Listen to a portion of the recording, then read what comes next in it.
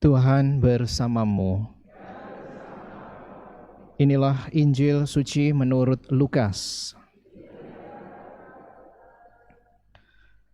Sekali peristiwa Yesus bersabda, "Celakalah engkau Korazim, celakalah engkau Betsaida, sebab seandainya di Tirus dan Sidon terjadi mujizat-mujizat yang telah terjadi di tengah-tengahmu, sudah lama mereka bertobat dan berkabung.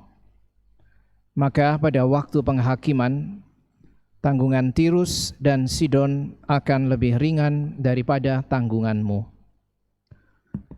Dan engkau Kapernaum, apakah engkau akan dinaikkan sampai ke langit?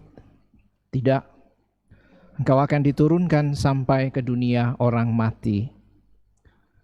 Barang siapa mendengarkan kalian, ia mendengarkan Daku, dan barang siapa menolak kalian, ia menolak Aku. Dan barang siapa menolak Aku, ia menolak Dia yang mengutus Aku." Demikianlah sabda Tuhan. Saudara sekalian yang terkasih, kota-kota yang tadi oleh Yesus disebut sebagai kota-kota celaka adalah kota-kota di mana Yesus mewartakan kabar gembiranya. Bahkan kota di mana Yesus juga dibesarkan. Yesus mengatakan mereka celaka karena ketidakpercayaan mereka akan pewartaan kabar gembira Yesus. Mereka dikatakan celaka karena tidak sungguh-sungguh melihat kesempatan dan memakai kesempatan itu baik-baik, sehingga keselamatan sungguh bisa mereka terima. Padahal Yesus melakukan banyak hal besar di sana. Bahkan tadi Yesus mengatakan dengan mengutip kota lain yang disebut yaitu Tirus dan Sidon, dua kota yang sebetulnya adalah kota-kota orang kafir atau orang-orang non-Yahudi. Tetapi justru oleh Yesus dikatakan kota-kota ini akan lebih ringan tanggungannya. Membandingkan orang-orang Yahudi dengan orang kafir adalah cara Yesus untuk menunjukkan kedegilan hati mereka.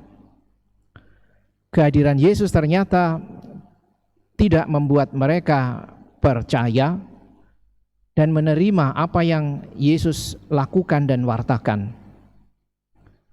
Maka tidak heran Yesus lalu pada kesempatan yang lain mengatakan bahwa tidak akan ada lagi mujizat-mujizat yang akan ia buat. Karena memang ia datang bukan untuk pertama-tama melakukan mujizat. Saudara sekalian yang terkasih, demikian juga kepada kita orang-orang Kristiani, Allah senantiasa mewartakan kabar gembira dan karya keselamatannya. Apakah kita membuka hati kita dan menggunakan kesempatan itu baik-baik atau tidak, lalu kemudian akan kembali kepada kita. Dengan kata lain, apakah kita celaka atau kita selamat, sebetulnya lalu akan juga tergantung dari bagaimana kita menanggapi apa yang sudah Tuhan wartakan kepada kita. Tuhan tidak pernah menghendaki bahwa kita celaka. Sebaliknya, Tuhan menghendaki agar kita semua diselamatkan. Persoalannya adalah, apakah dengan kebebasan kita, setelah kita mendengarkan pewartaan Tuhan, mengenal kehendaknya, dan bahkan mengaku diri sebagai pengikutnya, kita sepenuhnya percaya dan menerima pewartaan itu sehingga lalu kita diselamatkan. Atau kita tidak sungguh-sungguh percaya dan tidak sungguh-sungguh menerima, meskipun kerap kali kita mengaku diri sebagai orang-orang Kristiani. Saudara sekalian, maka apa yang diwartakan oleh Yesus kepada orang-orang sebangsanya juga berlaku bagi kita. Kita diingatkan bahwa Allah sudah memulai karya keselamatan itu, dan sekarang apakah kita sungguh-sungguh mau menerimanya mendengarkannya, dan bahkan melaksanakan apa yang Tuhan kehendaki di dalam hidup kita.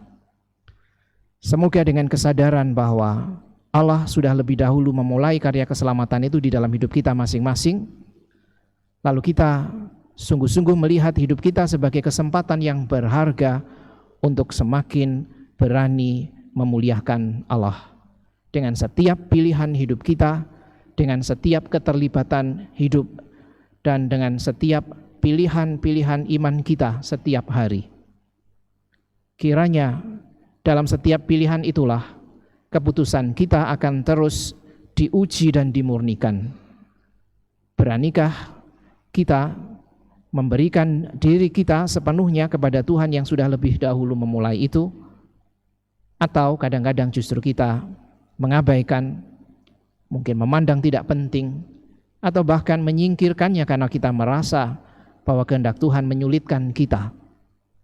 Mari saudara sekalian yang terkasih, kita mohon rahmat iman untuk boleh membuka diri kita lebar-lebar bagi karya keselamatan yang sudah Tuhan mulai di dalam hidup kita masing-masing, sekecil dan sesederhana apapun itu di dalam kehidupan kita. Dengan rasa syukur akan karya keselamatan itu, semoga iman kita semakin ditumbuhkan, baik dalam pikiran, dalam hati, maupun di dalam setiap pilihan-pilihan tindakan kita setiap hari.